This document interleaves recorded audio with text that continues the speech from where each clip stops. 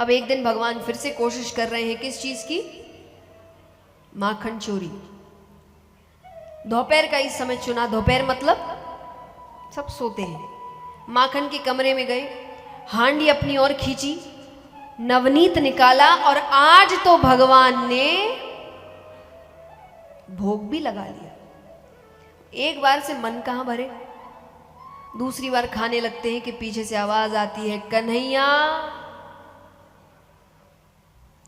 भगवान कहते दोपहर में सब सोते हैं सिवाय माता के। ये पता नहीं क्यों पूरे घर का चक्कर लगाती है। अब चोर स्पष्ट जवाब नहीं देते, भगवान कुछ बोल नहीं रहे। यशोदा मैया ने अंदर आकर कहा, रे जवाब क्यों नहीं देता, कब से आवाज लगा रही हूं। भगवान के, मैया मैं एक बहुत बड़े समस्या के समाधान में लगा हुआ हूं। मैया ने कहा, समस्या तो बड़े बूढ़न को हुए, तुझे कौन सी समस्या है गई। भगवान के, मैया तूने जो ये सोने का कड़ूला धारण कराया है ना, भगवान अपने हाथ में एक सोने का कड़ा पहनते थे। इस पर जब सूरज की किरण पड़ती है ये तपने लगता है, बहुत जलन होती है। तो एक अच्छे वैद्य ने बतायो कि माखन की तासीर ठंडी होवे। तो मैया मैंने बस माखन की हांडी में हाथ धर दियो, जलन तुरंत चली गई। अब भगवान भूल गए, भगवान ने भोग भी लगा लिया। बच्चे हैं। यशोदा मैया ने कहा, जलन यहां हो रही थी ना? बोले हाँ। बोले माखन यहां कैसे लगा? भगवान कह रहे, मैया शरीर तो एक ही है, यहां की जलन बुझेगी तो गायब थोड़ी होगी।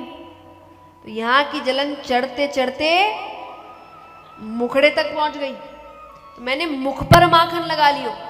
अब भगवान को लगे खाते हुए भी देख लिया, तो मुख की जलन उधर तक चली गई। तो मैया मैंने एक बार माखन, लेकिन बस एक बार, उससे ज्यादा नहीं।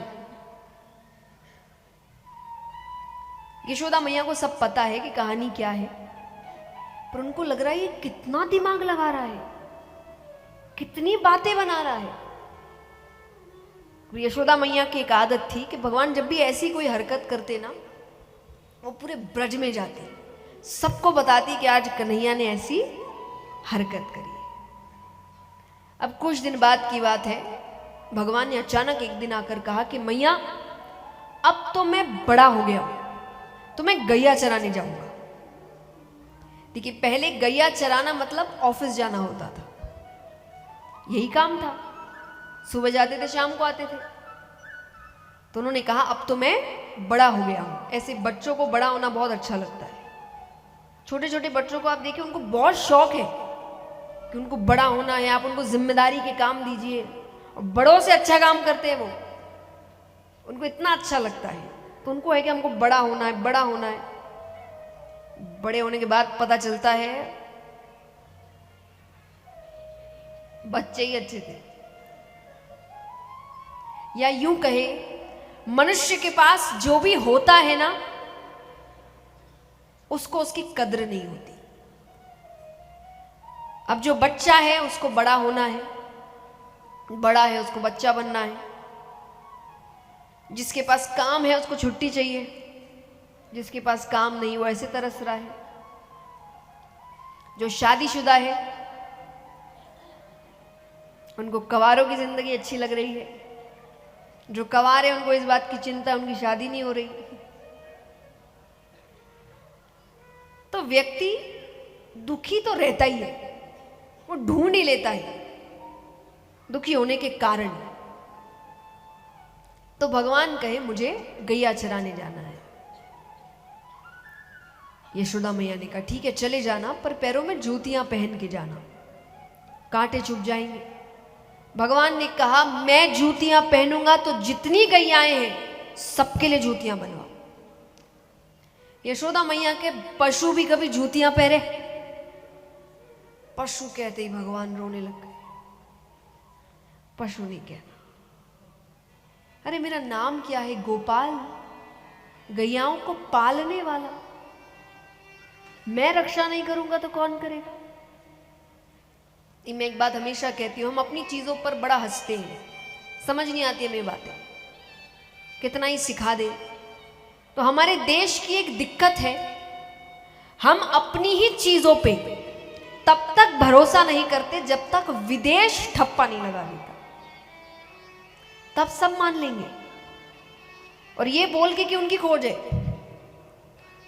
अभी कुछ समय पहले किसी देश ने पत्तियों से प्लेट्स बनवाई और जब उसका प्रमोशन कर रहे थे तो कहते हमने बड़े सालों तक एक्सपेरिमेंट किया और दुनिया के सबसे इको फ्रेंडली प्लेट्स बनाई है। और यहाँ के लोग बड़ी तालियां बजा रहे, वाह अरे वाह, आपको पत्तल नहीं दिखे? आपके यहाँ कब से पत्तलों में भोजन मिल रहा है, आपको नजर नहीं आती है चीजें? अपनी चीजों पे हम भरोसा, सब पैकेजिंग बदल के दिया जा रहा है आपको। तो हम जब शिक्षा करते हैं इन चीजों की, हम भी हर जगह से पढ़ने की कोशिश। अभी एक चीज बहुत चल रही है, ध्यान करो, मेडिटेशन, सब बात कर रहे हैं इस पे, है ना? तो हर जगह पढ़ा जाता है कि अलग अलग तरीके होते हैं ध्यान करने के।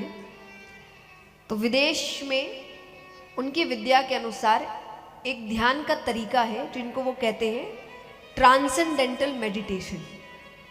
ये सबसे उच्च स्थान दिया गया है इसको, सबसे बेहतरीन तरीका है ध्यान करने का। आपको पता है इसका मतलब क्या है? क्या किया जाता है? मंत्रों का उच्चारण। क्या करते हैं? तो हमारे ऋषि मुनि इतने वर्षों से क्या कर रहे थे? बस आपको पैकेजिंग, वो दिवाली में कौन कौन सोन पापड़ी देता है लोगों को, है ना? आप किसी को देते हैं, कोई आपको देता है और आपको लगता है अरे ये भी सोन पापड़ी, ये भी नहीं, तुम्हारा ही घूम के आया है। उसकी बस पैकेजिंग बदली है, आपने किसी को दी, किसी ने किसी को दी और उसने घुमा के वापस। तो आपकी ही शिक्षा, आपकी ही विद्या, आपकी ही खोज, इनकी पैकेजिंग बदल के आपको दिया जा रहा है और आप बड़ी तालियां बजा रहे हैं। मुझे इस बात से विरोध नहीं है कि हम बाहरी शिक्षा से कुछ सीखें, पर नींव तो आपकी शिक्षा है ना।